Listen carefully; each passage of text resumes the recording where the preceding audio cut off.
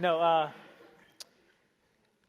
so one of the things that I think about a lot is if I am in a position to reshape, I've been in a position where I was a part of a group that helped shape psychology of society. That's been a great experience, and I learned a lot. And so now in this position, what I say to myself is, what are the psychological things I'd love to change now? And one of them is around this idea of patience. And what's counterintuitive, and I said this earlier when we were just talking, is that I think bringing liquidity into companies sooner will actually allow companies to bake longer and more patiently. And so part of what this vehicle is about bringing liquidity sooner in a company's life cycle. Because if we can take this company, use it to acquire something else, and that CEO is now able to compensate their employees, as counterintuitive as it sounds, I suspect that they are less likely to leave. And so now you could have employees stay at a business for 7, 8, 9, 10 years, which used to be the historical norm. And now it's not.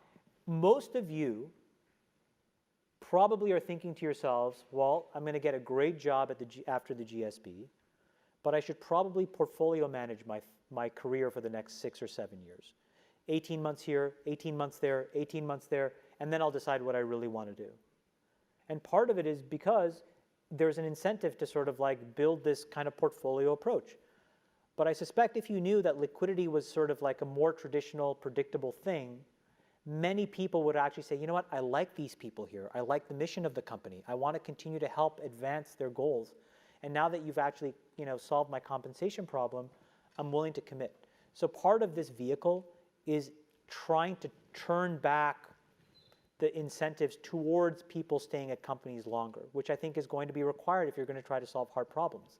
Because if right now the Silicon Valley attrition rates in most companies, 20%.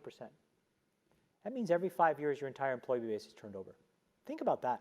How do you do anything valuable if everybody is new every 5 years? How is that possible?